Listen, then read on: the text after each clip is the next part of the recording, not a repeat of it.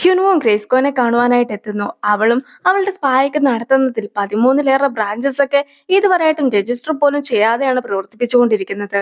ഈ ഒരു കാര്യമൊക്കെ ഗവൺമെന്റ് അറിയിക്കുകയാണെങ്കിൽ അവളുടെ അടുത്തുനിന്നും ഒരുപാട് ടാക്സ് ഒക്കെ ഈടാക്കുന്നതായിരിക്കുമെന്നൊക്കെ ഹിനുവും ഫ്രണ്ടും അറിയിക്കുന്നു. അങ്ങനെ ഇരിക്കെ പണക്കാരുടെ വീട്ടിലെ വിവാഹമൊക്കെ നടത്തി കൊടുക്കുക മാത്രമായിരുന്നില്ല, അവർ ശരിക്കും പണമൊന്നും നൽകിയില്ല എങ്കിൽ അവരുടെ വിവാഹമൊക്കെ വേർപെടുത്തുകയും ചെയ്യുന്നത് ഗ്രേസ്കോയ്ക്ക് ശീലമുള്ള ഒരു കാര്യമായിരുന്നു.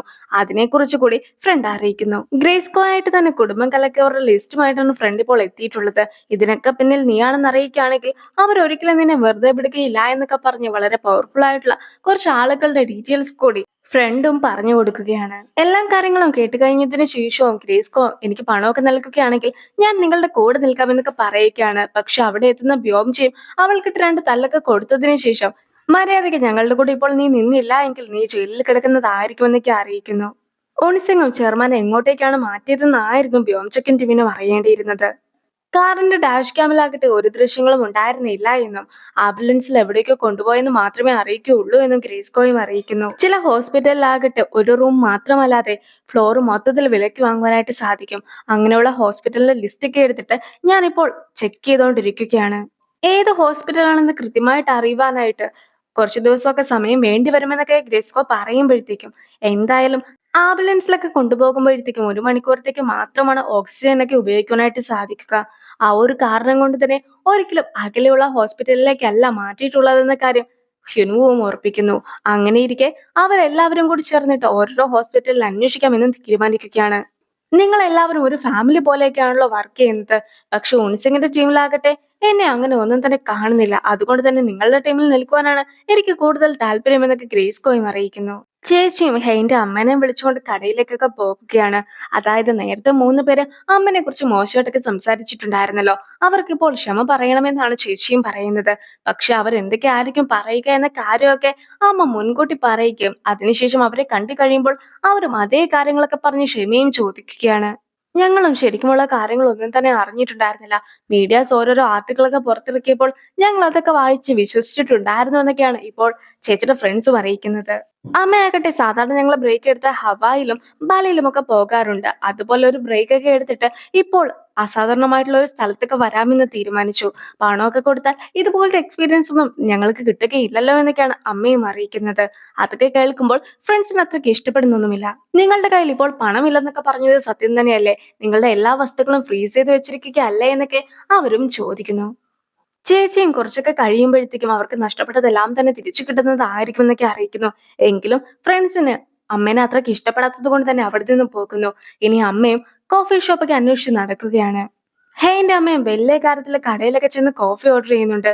പക്ഷെ പണമൊക്കെ മുൻകൂട്ടി അടച്ചാൽ മാത്രമേ കോഫി കിട്ടുകയുണ്ടായിരുന്നുള്ളൂ. അങ്ങനെ ഇരിക്കെ അമ്മ കാർഡൊക്കെ കൊടുക്കുന്നുണ്ടെങ്കിലും കാർഡ് വർക്ക് ആകുന്നുണ്ടായിരുന്നില്ല. പിന്നീട് ഇപ്പോൾ എനിക്ക് കോഫിയൊക്കെ താ, ഞാൻ പിന്നീട് പണമൊക്കെ നൽകിക്കോളാമെന്ന് അമ്മ പറയുന്നുണ്ടെങ്കിലും സ്റ്റാഫും പണം തരാതെ കോഫി നൽകുകയില്ല എന്നൊക്കെ അറിയിക്കുന്നു. അങ്ങനെ അമ്മ പോകുവാനായിട്ട് തുടങ്ങുമ്പോഴത്തേക്കുമാണ് അവിടെ ഹ്യുനുവിന്റെ അമ്മ എത്തിയിട്ട് പണമൊക്കെ അടയ്ക്കുന്നത്. ഹേന്റെ അമ്മയും നന്ദി പറയുമ്പോഴത്തേക്കും ആയിരുന്നു ഇത് ഫ്രീ ആയിട്ടുള്ള ഞാൻ തരുന്നതെന്നൊക്കെ അമ്മയും അറിയിക്കുന്നത്. അച്ഛന് പിയറുടെ കൃഷിയൊക്കെയാണല്ലോ ഉള്ളത്. അങ്ങനെ ഇരിക്കെ ആ ഒരു തോട്ടത്തിലെ തൊഴിലാളിയുടെ വേഷമൊക്കെ ആയിരുന്നു ഇപ്പോൾ ഹെയിന്റെ അമ്മയ്ക്ക് കെട്ടേണ്ടതായിട്ട് വരുന്നത്. ഹെയിന്റെ അമ്മ പുതിയതായത് കൊണ്ട് തന്നെ എന്താണ് ചെയ്യേണ്ടതെന്നൊക്കെ അമ്മയ്ക്ക് പഠിപ്പിച്ചു കൊടുക്കുവാനായിട്ട് ഹ്യുനുവിന്റെ അമ്മയും ഒരാളെ ഏർപ്പാടാക്കുന്നു. നടാഷ എന്നാണ് അവളുടെ പേര്. അവളും അമ്മയോട് ഓരോ കാര്യങ്ങളൊക്കെ പറഞ്ഞു കൊടുക്കുമ്പോഴത്തേക്കും അമ്മയും വളരെ ജാടയൊക്കെ പിടിച്ച് നിൽക്കുകയാണ്.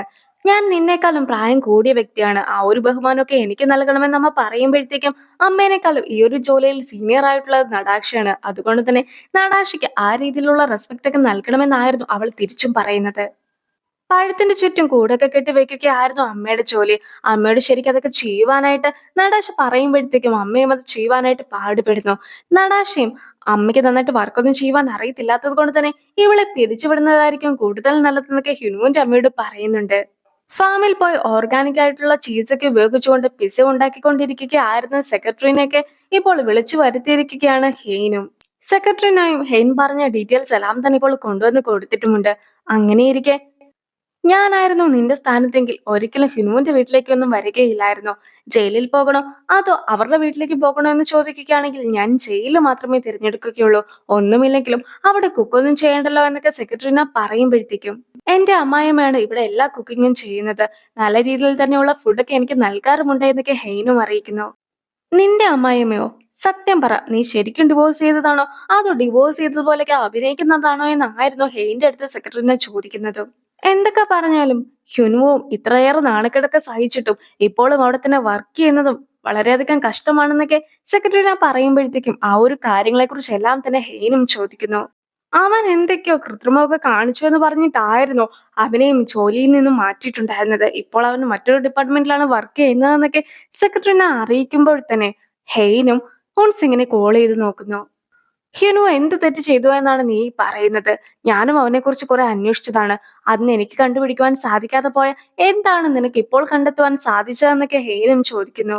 അവൻ എന്തെങ്കിലും അഴിമതിയൊക്കെ കാണിച്ചതാണോ അതോ പണമൊക്കെ മറ്റേതെങ്കിലും കാര്യത്തിന് വേണ്ടി ഉപയോഗിച്ചതാണോ? ഇതൊന്നുമല്ല എങ്കിൽ അവന് വേറെ ഏതെങ്കിലും ലോ ഫോമിന്റെ കൂടെ നിന്ന് വർക്ക് ചെയ്തതാണോ എന്നൊക്കെ ആയിരുന്നു ഉൻസിങ്ങും ചോദിക്കുന്നത്. എന്തായാലും അവനെ കുറിച്ചൊന്നും കിട്ടാത്തത് കൊണ്ട് തന്നെ ഞാനും സ്വന്തമായ രീതിയിൽ ഏത് പണി അവനിട്ട് കൊടുക്കണമെന്നുള്ള ആലോചനയിലാണ് ഉള്ളത്.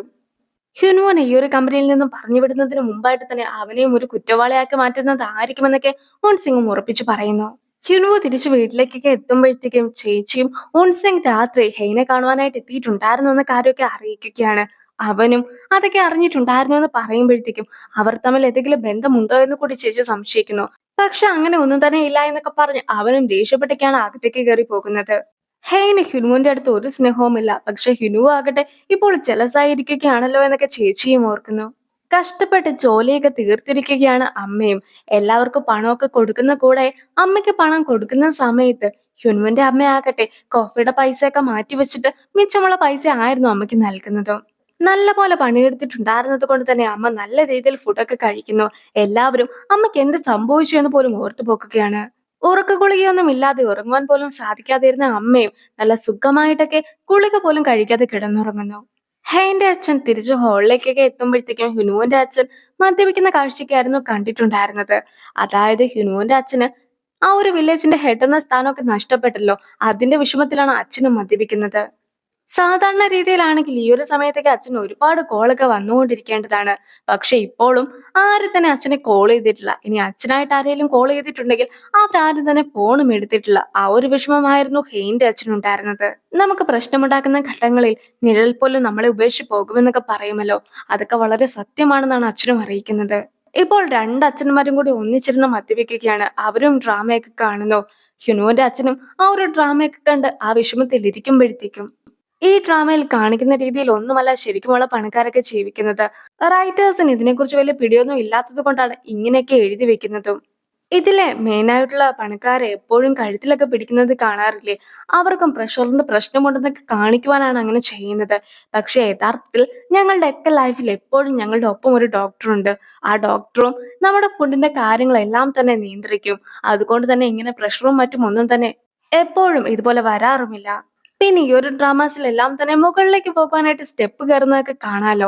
യഥാർത്ഥത്തിൽ ഞങ്ങളുടെയൊക്കെ വീട്ടിൽ സ്റ്റെപ്സ് ഉണ്ടെങ്കിൽ പോലും ഞങ്ങൾ എപ്പോഴും ലിഫ്റ്റ് വഴിയൊക്കെയാണ് പോകാറുള്ളത്. ഞങ്ങളുടെ മുട്ടുകളെ സംരക്ഷിക്കുവാനാണ് അങ്ങനെ ചെയ്യാറുള്ളതെന്നൊക്കെ എന്റെ അച്ഛനും പറയുമ്പോഴത്തേക്കും ഇത്രയ്ക്ക് വിചിത്രമായ രീതിയിലാണല്ലോ അവർ ജീവിച്ചിരുന്നതെന്നൊക്കെ ഹ്യുനുവിന്റെ അച്ഛനും ഓർത്തു പോകുന്നു.